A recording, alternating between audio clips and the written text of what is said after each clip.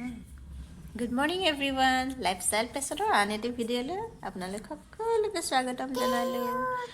আজি ব্লগটো আমাৰ আৰম্ভ কৰা দেৰি হ'ল। এতিয়া গুড মৰ্ণিং হৈ থকা নাই, আজি 12টা বাজু হৈছে আৰু 5 মিনিট বাকী আছে। সেইকাৰণে মিডভিকে এতিয়া খেলি আছে। মিডভিকে মোৰ কাৰণে মাম বাঢ়ি আছে ন, মাম বনাই আছে ন। মাম পিতাৰ কাৰণে মাম বনাইছে, মাৰ কাৰণে মাম বনাইছে আৰু কাৰ কাৰণে আৰু মিডভিকৰ কাৰণে মিডভিকৰ কাৰণে আমি মামাম খাব লাগিব এতিয়া দেই। ৰাতিপুৱা আমি ব্ৰেকফাষ্ট কৰিলোঁ, তাৰপিছত এতিয়া আমি মিডভিকে আজি মাম বনাইছে। আজি মায়ে মাম নবনায়, আজি মিডভিকে মাম বনাইছে। আজি আমি পিতা আৰু মই আৰামত খাম। আজি মিডভিকে মাম বনাইছে, ভাজি বনাইছে আৰু কি বনাইছে দালি বনাইছা, দালি বনাইছা বনাইছা দালি বনাইছে। আজি আমি আৰামত খাম। আজি মিডভিকে মাম বনাইছে। কৈ দিয়াচোন ফ্ৰেণ্ডসকলক, কৈ দিয়া কালি মই পৰি গ'লোঁ, ধুম কৰিলোঁ কালি। ধুম কৰিছে ধুম কৰিছে আৰু মূৰটো দুখ পাই গৈছে অকণমান। তাৰপিছত আমি পৰি গৈছোঁ নহয়, ধুম পৰিছোঁ আৰু নকওঁ আৰু ঘৰ নুমুচোঁ আৰু। কৈ দিয়া ঘৰ মুচিবলৈ গৈ পেলাই আমাৰ মিডভিক কালি পৰি গ'ল। কোন হয় এয়া, কোন হয় দেখছো, কোন হয় এয়া মা আৰু পিঠা আছা, মা আৰু পিঠা হয়নে? হয়। মা কোনজনী টেক্স আৰু পিতা কোনজন? গম পাই গৈছা ন। আৰু নমু ক'ত আছে? বক্ৰতুণ্ড ক'ত আছে? বক্ৰতুণ্ড এইয়া বক্ৰতুণ্ড আছে। আৰু নমু মা লক্ষী ক'ত আছে? মা লক্ষী এইফালে আছে। এইফালে ভৌ আছে, মা লক্ষীও আছে। গণপতি ক'ত আছে? গণপতি এয়া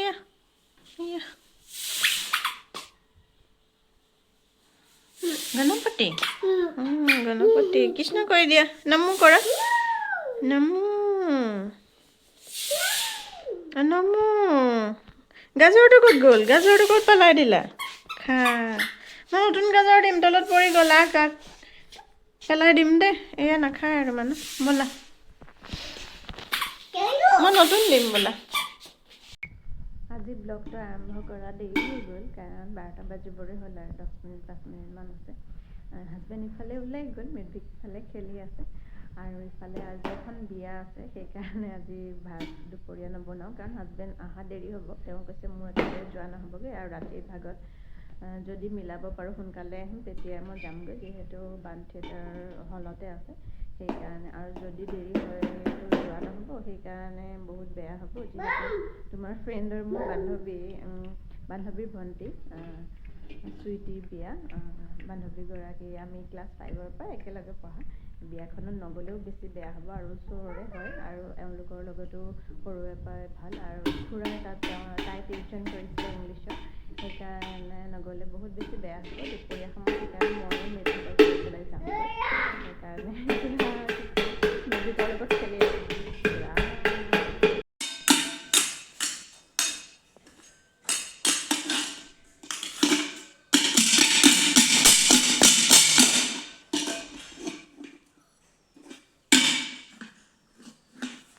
তুমি এবাৰ মাম আকৌ দি দিয়া, আকৌ ইয়াত মাম অকণ দিয়া।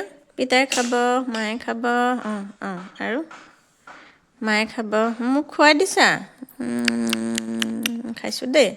পিতাৰ কাৰণে অকণমান দি দিয়া, এই তাতে কাঁহীত বাঢ়ি দিয়া। আৰু মিডভিকৰ কাৰণে বাঢ়ি দিয়া অকণমান, মিডভিকেও খাব নহয়। সেই ইখন কাঁহীত বাঢ়ি দিয়া, এই তাতে বাঢ়ি দিয়া। এতিয়া আকৌ ভাজি অকণ বাঢ়ি দিয়ে, ভাজি অকণমান আৰু অকণ ভাজি। তাৰপিছত গোটেইখিনি দি দিবা নেকি ভাত? বা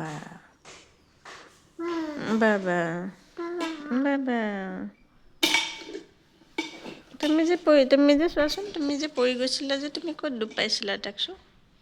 নাকতে আৰু মূৰতে। নাকতে মূৰতে দুখ পাই গৈছে টাক্সটোৱে। ইমান বেয়াকৈ পৰি গৈছোঁ। মিডভিকৰ কাৰণে মই অলপ ভাত বনাই ল'ম, কাৰণ তাকটো বিয়াত খোৱা নহয়, সেইকাৰণে তাক ভাত খুৱাই লৈ যাম। 1:30 যাম লাহে ধীৰে, কাৰণ 1 বজাৰ পৰা ৰিচেপশ্যন দিছে, সেইকাৰণে আৰু লগৰ কোনোবা হ'লেও বান্ধৱী পাম, কাৰণ আমি একেলগে পঢ়া, ক্লাছ 5ৰ পৰা একেলগে পঢ়া, সেইকাৰণে কোনোবা নহয় কোনোবা কাৰোবাক হ'লেও পাম। সেইকাৰণে আজি ব্লগটো আপোনালোকে চাই থাকক আৰু মোৰ চেনেলটো ছাবস্ক্ৰাইব কৰি দিব, লাইক কমেণ্ট আৰু শ্বেয়াৰ কৰি দিব। মিডভিকক ভাত খুৱাই লৈ মই ইফালে ৰেডি হ'বলৈ ল'লোঁ। যিহেতু অলপমান দিনৰ ভাগ হয়, সেইকাৰণে মই লাইট মেকআপেই কৰি যাম। মোৰ কাপোৰযোৰ অকণ ডাৰ্ক ভাইলেট হয়, সেইকাৰণে মেকআপটো অলপমান লাইট কৰি যাম। যিহেতু কাপোৰযোৰ একদম পাতলা পিন্ধিম বুলি ভাবিছোঁ, কাৰণ মই আৰু মিডভিকেই যাম, তাক ল'ব লাগিব আধা ৰাস্তাৰ পৰা। সেইকাৰণে হাজবেণ্ড নাই যেতিয়া, আমি দুইজনে যাম যেতিয়া, ওচৰ হ'লেও তথাপিও এইখিনি তাক অলপমান কোচত ল'ব লাগিব, সেইকাৰণে একদম পাতলা কাপোৰ এযোৰে পিন্ধি যাম। ধুনীয়া লাগিছেনে চাওঁ? ভাল লাগিছেনে? অকণমান দূৰলৈ যোৱাগৈ, ভাল লাগিছে? জোতা পিন্ধিব আছে, ৰাখা। জোতা পিন্ধি আমি যাম, মই ৰেডি হৈ লওঁ, হ'ব? ভাল লাগিছে ন? ঠিকে আছে? ছোৱালীয়ে চাবনে নাই? ছোৱালীয়ে চাবতো, ছোৱালীয়ে চাব, মুখখন মেলি দিলে ক'ত ছোৱালীয়ে চাব?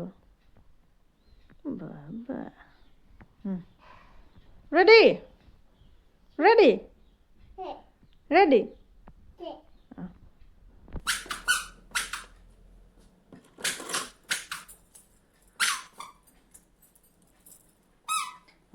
ৰেডি হৈ গ'লোঁ, মিডভিক ৰেডি। মই অসমীয়া গহনাকে পিন্ধি যাওঁ, যিহেতু দিনত হয়, সেইকাৰণে বেছি গৰ্জিয়াছ হোৱাতকৈ চিম্পল এনেকুৱাকৈ পিন্ধি যাওঁ।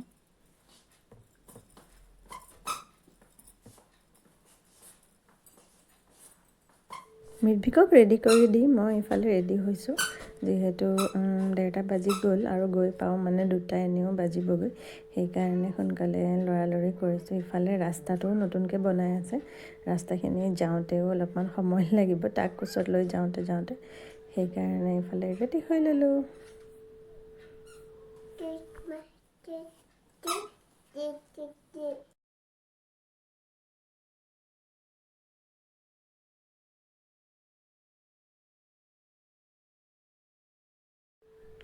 চুলিখিনিও অলপমান দীঘল হৈছে, কাটিব যাব লাগিব। ইফালে মই ৰেডি হৈ গ'লোঁ, ইফালে মোৰ ফাইনেল লুকটো চাওক কেনেকুৱা লাগিছে আপোনালোকে।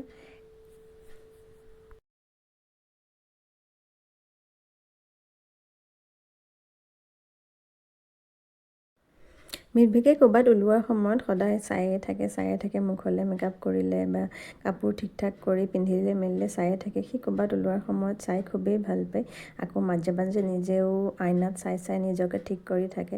ইমান বেছি ভাল পায় নহয়, ওলাই মেলি থাকিলে খুব বেছি ভাল পায়। ঘৰত থাকিলে ইমান ধান্দা নাই, কিন্তু মানে ওলালে মেলিলে সাজিলে কাচিলে খুব বেছি ভাল পায়। ভাল লাগিছে?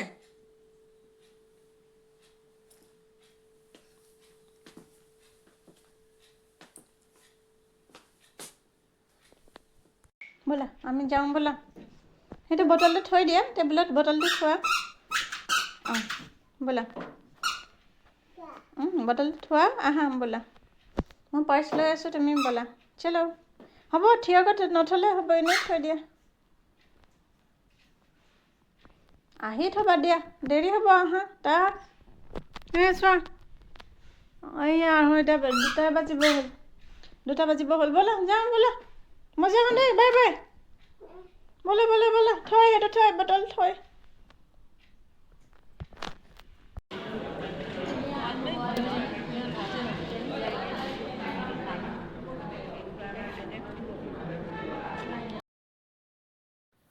কইনা আহি পাওঁতে অলপমান সময় লাগিল, আমি 10-15 মিনিটমান বহিবলগীয়া হ'ল, কাৰণ নোৱাওঁতে দেৰি হৈছে, সেইকাৰণে কইনা উলিয়াওঁতেও অলপ সময় লাগিছে।